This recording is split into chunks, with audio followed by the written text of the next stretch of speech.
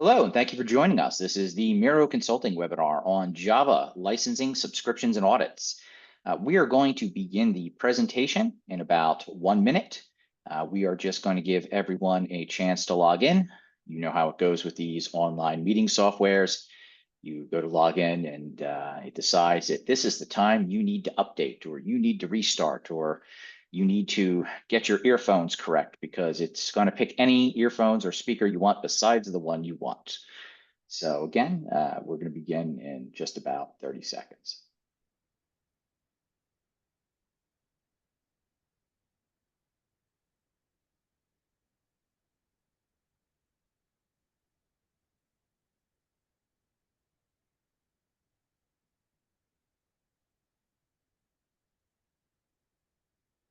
All right, thank you for joining us. My name is Sean Donahue. I'm a Java licensing expert here at Miro Consulting. This is our webinar on Java licensing, subscriptions, and audits. We're going to help you know the rules. We're going to help you identify which versions are free versus which versions are paid. And we're going to help you avoid failing a Java audit. During this presentation, you're going to see me bring up a lot of information. Basically, I'm going to have a lot of charts on the screen. I'm going to have a lot of graphics. I'm going to have a lot of information. If you're like me, you might be the kind of person who furiously takes notes, or very furiously, takes screenshots of things. And just let me tell you, you don't have to do that with us. We're going to send you a Java report after this event. It is going to have all of the graphs you're going to see. It's going to have all the tables you're going to see. It's going to have all the pertinent information. So you'll have that in a nice handy PDF.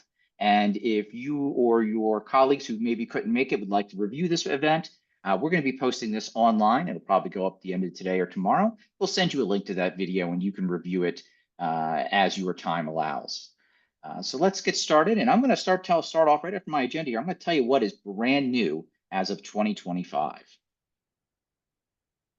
So just before we begin, I want you to understand who's presenting this information to you, so you understand it's from a credible source. So we're Miro Consulting. We're the leading global provider of software asset management and subscription management services for Oracle, Microsoft, IBM, Amazon Web Services, and Salesforce. And we specialize in license management, audit advisory, negotiation tactics, support management, and cloud services. And basically what we do is we help you maximize the ROI on your software licensing and subscription investments.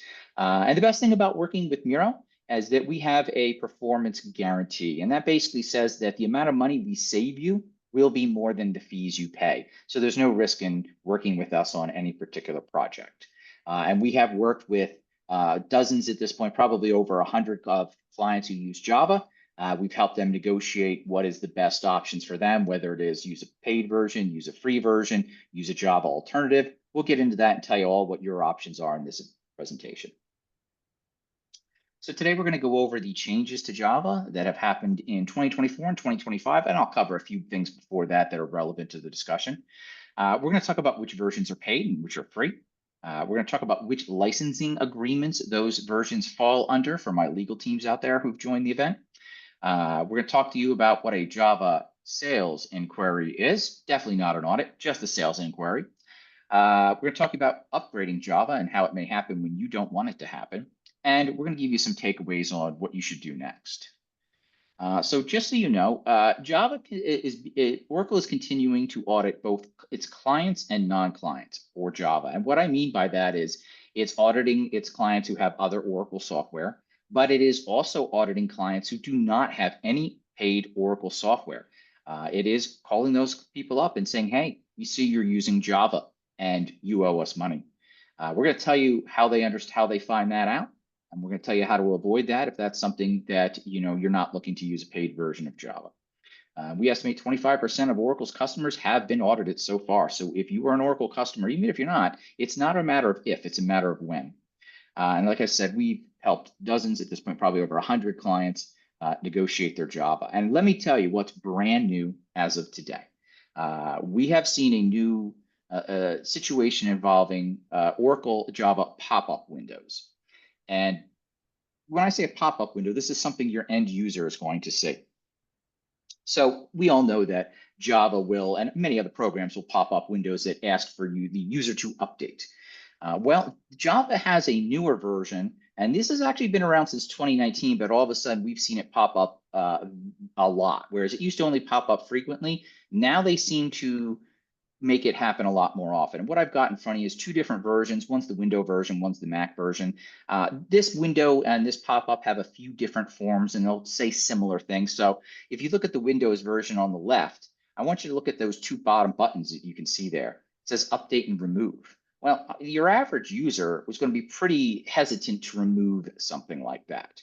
And if anything, they'll think that probably what they should do is update. And if they hit that button, that update button, they might update themselves right out of compliance. And it may not say update, it may say install. As you can see on the Mac version, it says install over there.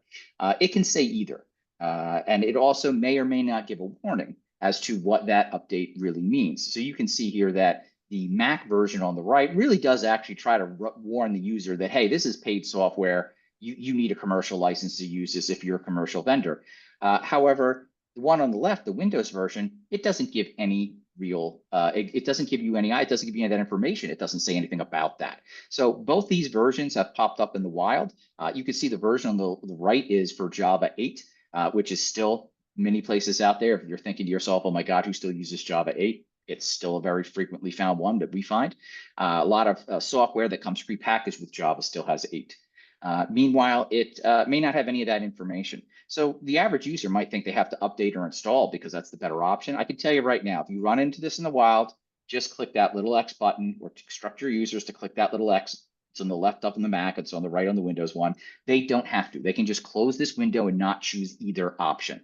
So that's if you have one big takeaway that you came to today's event for new information, this is the big takeaway that's new as of probably the last couple of weeks. And these messages have been around in the wild since at least 2019 when Java became paid. But all of a sudden, like I said, they are much, much more frequently seen at this point. So with that, I like to ask my audience essentially a couple of questions about Java to see if what you're planning on doing at your organization.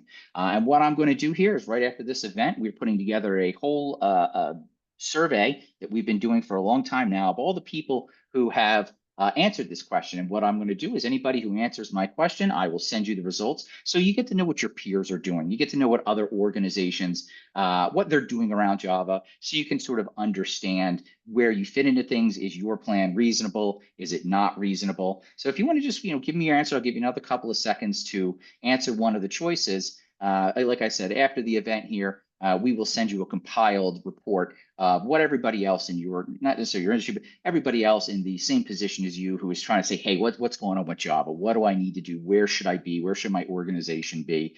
What's a reasonable thing to do? All right, thank you very much. I'll give you a couple more seconds here if anybody wants to give me a last minute answer. All right, great, thank you. Okay, so moving along. So let's talk about what's some of the newer information. So if you didn't hear, Java used to be pretty much like everything else. It was based on things like per processor, per machine installed, things like that. Well, Oracle decided that trying to figure out how many places you had Java installed at your organization, that was just too much work. Took too many scripts, too much effort, too much research. Well, Oracle in January 2023 decided it would be a lot easier just to count how many employees you have. So that's what they do. If one person at your organization is using a paid version of Java, everyone needs a license. And I don't mean everyone who uses Java. I don't even mean everyone who uses a computer. I mean everyone. So if you have somebody whose job it is to rake leaves in the front of your building, they need a Java license according to Oracle. Like I said, even if they don't even use a computer. And Oracle defines employee as your full-time, your part-time, your temporary, your outsource, your agents, your contractors, your consultants, just about everybody. Let me tell you, if your dog could log in, your dog would need a license. I mean, he's got a name. He's already halfway to named user. So that's just about everyone. That's what I want you to remember here is that, like, if the question is, does this person need a Java license under the per employee metric? The answer is yes. And also Java can be hiding in a lot of places you might not expect. It's not just laptops and servers and desktops. It could be handheld scanning devices. It could be just about anything. We like to say, hey, if it uses electricity, check it for Java. So how does the pricing work? on those metrics? Well, like I said, it's per employee. And as you can imagine, Oracle is willing to give you a discount based on how many employees you have. So if you have 40 to 50,000 employees, only will cost you $525 per month per employee. However, if you're a smaller organization with only 1,000 or less, it's going to cost you $15 a month per employee. And as I said earlier, if somebody comes to you and starts talking about legacy metrics like per processor or named user plus, that does not apply to Java anymore if you didn't already purchase under those metrics. If you did, you should be able to renew under the legacy metrics, but anybody who hasn't purchased, those are no longer available and they haven't been for years. So, as I said, what happens if you already purchased under the old metrics? Well, as of now, the official Oracle rules state that you do not need to purchase in per employee licensing. You may, like I said, you probably at this point will not be able to purchase for the first time under the old metrics. And that is their official languages. Existing licensees do not need to do anything. Now, just because this is the official Oracle position doesn't mean the Oracle sales reps know this. We have had occasions where Oracle sales reps have told their clients, no, we use a different system now. You need to purchase all new licenses, which of course is great if you're the Oracle sales rep, but it's simply not true. And we're not saying the Oracle sales rep is lying to their clients. Absolutely not. We don't think they are. We just think that some of the reps are misinformed. And in all those situations, we've been able to get a hold of the rep and get a hold of their boss and basically say, hey, no, you're giving your clients some wrong information. It's not like that. And we haven't had a problem. But I like to warn my audience here that your Oracle sales rep may be misinformed. So if they tell you that you need to purchase the new metric, even though you have the old one, they're misinformed. So how the heck does Oracle even know you're using Java, right? You didn't buy it. You're not paying Oracle. How do they find out? Well, real simple. Java phones home. And this is nothing nefarious. This is not some sort of situation where Java's out snitching on you. Java is just trying to keep itself update and secure like it should. It wants to call home. It wants to know if there's any updates. And if it does, it downloads and installs them.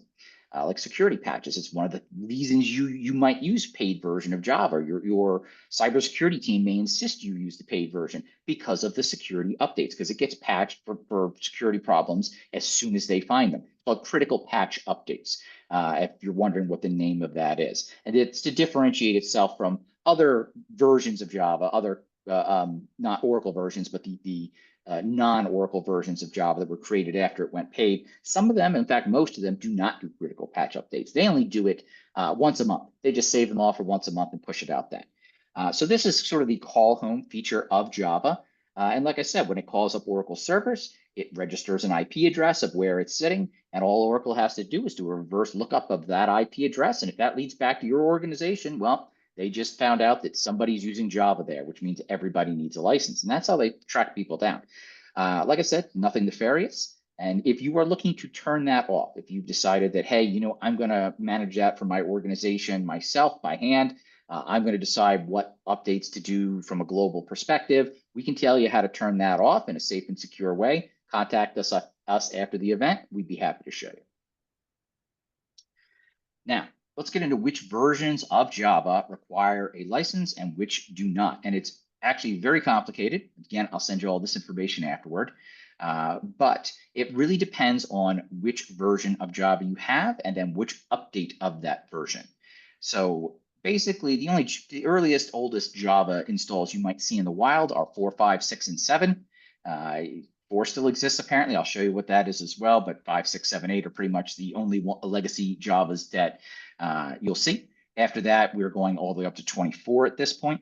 Java 8 is still in extended support, and that goes all the way to December of 2030. We'll get into what extended support means in a minute. And if you see something called Java Web Start, that's actually basically a Java 8 version, also December 30th, terminating for end of support. So let's talk about those early versions. So depending on what Java release you have, they have what you can see the little U there. Think of it as an update. I'm not sure if it stands for that exactly, but so for look at 4, Java 4 update version 30. So if you have version 430, you are on a free version. However, if somebody upgrades it to update 31, then all of a sudden you're in a paid. And you can see down here, and sometimes the numbers don't go in sequence. So if you look at Java 6 here, you can see the last free version was 45. and the first paid version of 51. If you're wondering what happened to all the versions in the middle, they didn't get released. And that goes all the way up to the most recent version that many of you probably or might have on your systems, which is Java 17, which was the most recent long-term free version. It's not free anymore. If you want to know if your version is free or paid, again, it's 17.12 is free, 17.13 is paid. We'll send you this, but of course there's even more because these are the older versions of Java. And we can show you an extended version. Let me see if I have it. Here it is. The extended version here is all the ones in between. So as you can see, 8 is conditionally subscription. A lot of the other ones have been out of date for a long time. You can see Java 11 have went out of Premier support over a year ago. So 17 is the one that a lot of you might be on because it used to be free. As of October 24th, 2024, Java 17 is no longer free. So that's the one we find most often our clients are using, thinking it's free when it's not, because it was free when they installed it and they don't realize it's not free anymore. So it is a paid subscription. If you came to this webinar to say, hey, I'm just looking for the long-term support version that's free right now, you're looking for Java 21, release number 2021. However, that's only free until September of 2026, at which point it will no longer become free. And then eventually later this year, we expect 2025 to be the next free version that will run you all the way to 2030. And that's the big takeaway I want you to take a look at here is if you look at, like, for example, 22, 23, 24, they're only in support for 6 months. So if you're going to be upgrading your whole system and you upgrade to 21, 22, 23, 22, 23, 24, by the time you're done upgrading, you may have to start all over again. So I encourage you, if you are trying to migrate to a free version, absolutely pick a long-term subscription version. Do not pick a short-term one unless for some reason you need the latest, greatest every 6 months and you don't mind what we call the perpetual migration, where by the time you're done with one, you're starting the next one. And just to jump back real quick so you understand, long-term support means it's going to be in support for 5 years and extended for 3. And if it's not long-term support, it's only 6 months. And again, I'm going to send you this chart after the event. Oh, also, if you have any questions you'd like to submit, please put them in our question box inside the Zoom control panel. We're not going to say your name, but we will answer your question. I got my whole Java team here with analysts who are even better than I am. So we're here to answer your questions, and this is your chance to get some free consulting. So let's talk about Java commercial features, because everything I just told you about Java being free or not is only free if it's not using commercial features. And I don't mean one Java, I mean all of them. So if any Java install, even if it's free, is using a commercial feature at your organization, they're all paid versions. They all require a license. And you can see there's different things here, like the flight recorder, the mission control. A lot of these are with developer stuff. However, you might notice the one at the bottom there, the JRE usage tracking. So if you're using that feature to track your organization's Java usage, just by using that feature, you've caused your entire organization to require paid Java. Doesn't matter what version, doesn't matter what update. So again, if you're using Java to monitor your Java, you just locked yourself into a paid subscription version. So take a quick look at this. If you're using any of these, like I said, paid version. I'll just fly through this real quick, just so you understand what sustaining support means versus long-term support. Sustaining support basically means they're going to cover some bugs, they're going to cover security things, but they won't be 24-hour commitment to answering the phone and helping you out, things like that. So just think of it as basic security, basic bug updates versus full, subscription level support, somebody to help you, somebody to fix things like that. We recommend only using things that are in regular support and try, if at all possible, to avoid anything that's sustaining support, because you don't want that thing to be a problem and to the point where you can't get anybody on the phone to help you or via support via email. So again, ideally try to use only things as far as regular support go. Do your best not to end up in sustaining support if you don't have to. So let's say that you've had enough, you don't want to deal with Oracle's Java, you obviously still need the functionality, but you want to know what other options you have. So there are many options. So as you can imagine, when Oracle announced that Java would become a paid subscription, all of a sudden, many major other providers decided they weren't going to do that. They were going to make their own version of Java, and that was going to be it. And you can see this is the ones we know about that are the most often used. So there's the OpenJDK, which was the formerly the Java foundation that worked with Oracle. They split off when Oracle went paid. Now they're known as the Eclipse Foundation, but they are the ones synonymous with OpenJDK. Amazon has something called Corretto. I'll skip Azul. I'll tell you about Azul in a second. IBM has a version. SAP has a version. Red Hat has. Everybody has their own version. The one I like to call out specifically, if remember I said earlier about critical patch updates, which is when do bugs and security holes get fixed? Do they get fixed when they're found, or do they get fixed at the end of the month? Most of these, in fact, all of these but one are end of the month, and the only one that's not is Azul. Azul is different than the rest in that they actually will do the same thing as Oracle does. They do critical patch updates when they are needed.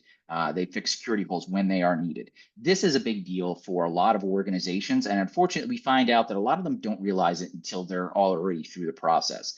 So let me give you the scenario is you might be a procurement team or an IT member, and you are looking at alternatives for Java to help save your organization some money. Maybe you're trying to do it on your own. Maybe you were told to go out and do this. So you may go out and look at these and decide, oh, you know what? OpenJDK is the perfect platform for us. Now, you might find later on, and a lot of our clients ended up doing this, that you may have certain regulations because of your industry, because of your cybersecurity, because many other things that say you actually are required to have critical patch updates. Anything that doesn't have it is not acceptable. And we've seen teams who put in a lot of time and effort into researching a solution only for their cybersecurity team at the last minute to say, nope, we can't do this. Or their compliance team at the last minute says, nope, this is not compliant with our healthcare regulations. So if your industry has extra regulations, if you are in some sort of industry or finance or healthcare, or I'm not the exhaustive source on this, you would know if you are, talk to all of your stakeholders. Make sure that your security needs aren't going to dictate what you can and cannot use. If you are looking for an introduction to the Azul team, we'd be more than happy to help you schedule a meeting with that. Otherwise, again, you can speak to us and we can help you understand which one of these is the right one for you, if any, because they might not be. So the next thing I like to ask is, and this will be in the same results I give everybody after the event, is what is your Java usage? You know, have you looked and seen where you are using Java? And like I said earlier, Java hides in the damnedest places. One of our clients thought they were Java free, and then they found out at the last minute that they had a whole bunch of little scanner handheld devices because they were a retail organization. And it turned out that every one of those little scanners had Java in it. And then it turned out so did their point of sale machines at the register also had Java. We joke that it's everywhere. If you get a birthday card that sings happy birthday to you, that thing might have Java in it. So it's ubiquitous. It's been around obviously 20, 25 years. And we have seen many organizations say, hey, I haven't even started looking yet. We see other organizations that, yeah, we're right on top of it. We've done our research. We know what's going on. And you know what's great is every time I do this poll, I see less and less people answer no. So again, thank you very much for your answers. I'll give you about 5 more seconds if you'd like to give me one. And again, I will give you the information after the event. All right. Thank you very much, everyone. Let's keep going here. So real quick for my legal teams in the room, because this is something we've noticed before, is that sometimes a legal team at at the client they'll be looking at the wrong contract. And if you look at the wrong contract and walk into the negotiation room with Oracle and your site and stuff doesn't apply, well, you're going to be really unprepared. So we just like to say, if you're going to be talking to Oracle about Java, know which contract is relevant to your discussion. So if you have anything from before 2019, which is typically Java 7 and 8 and before, you're under the Oracle Binary Code License Agreement. If you are after 2019 and you are anywhere between about 8 and 16, Java 8 to Java 16, you are under the Oracle Technology Network License Agreement. And finally, if you are more modern, if you are anywhere from 17 and up, you are under the Oracle No Fee Terms and Conditions Agreement. You should have received a copy of this, but if you did not and you would like a copy of these agreements, please contact us after the event. We'd be more than happy to show you the boilerplate ones that were prevalent for most clients at the time. So let's talk about what a Java sales inquiry, not an audit, totally not an audit. Why would you ever call it an audit? So you might get a call. You might get a call from the Java sales team. They'll introduce themselves as an Oracle Java sales team member. They may introduce somebody from the team, the GLAS team, GLAS, the Global License Advisory Services. If you are familiar with the old Oracle License Management Services, that's the same team. They changed their name a few years back. So they are the license management team. They are the guys who audit. So they'll be on the phone very frequently when you get a call from the Java sales team.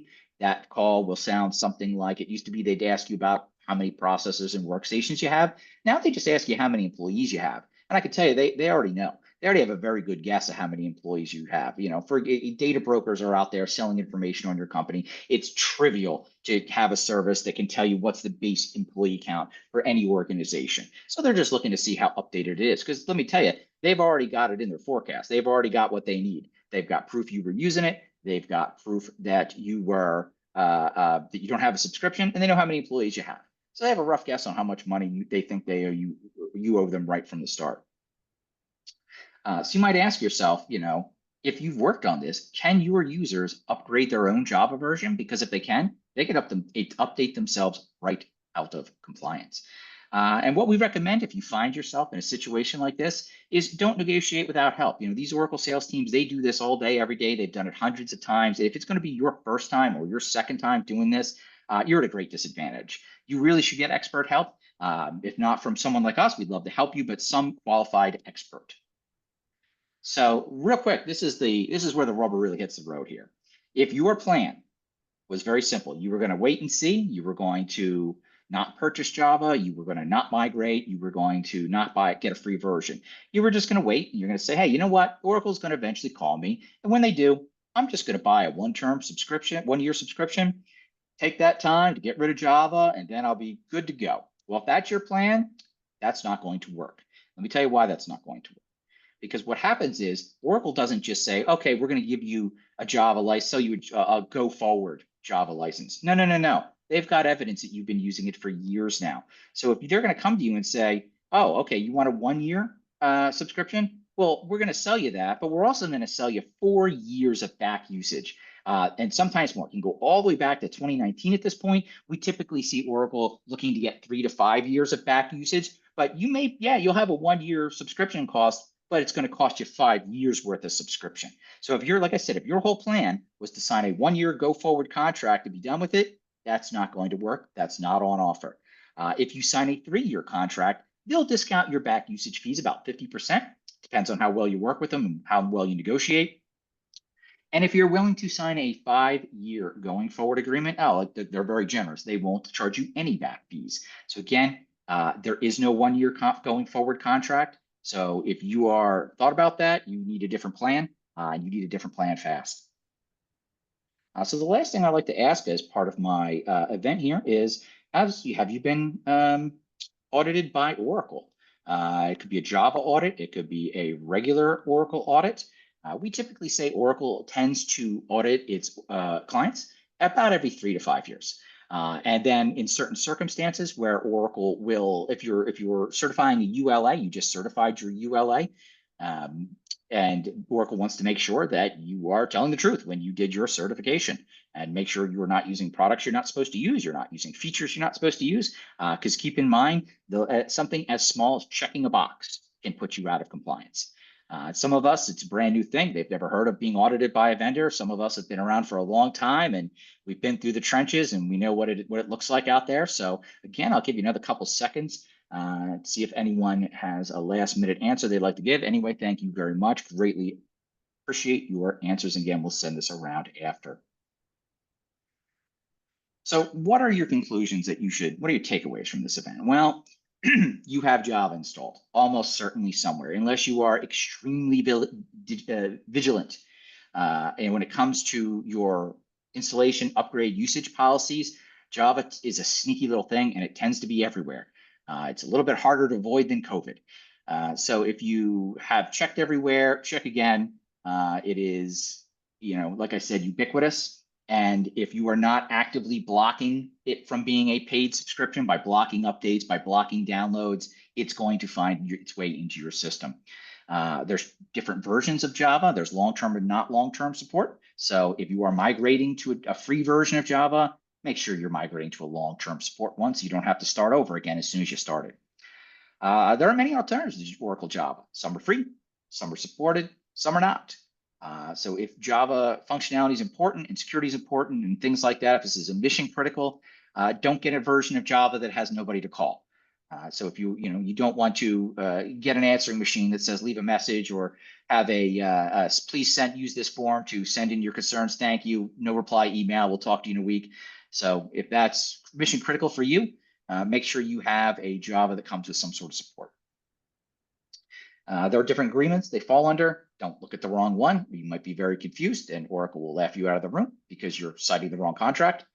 And understand what it means. And when I say understand what it means to upgrade, to migrate, etc., it may cost you more money to migrate away from Java than it does just to purchase Java. And you got to consider what's the time cost, what's the risk cost, what are the, how much is it costing you in person hours to do this type of work? How much risk is there in doing this migration? How often are you going to have to do it? So it's really important to understand migrating away from Java is not simple, it's not easy, it's not fast, because like I said, it's everywhere. And it might be more difficult than it's worth for your organization. So what do you want to do now? Well, one option you have is do nothing. We highly recommend you don't do nothing. Oracle's going to come knocking sooner or later. It's just a matter of time.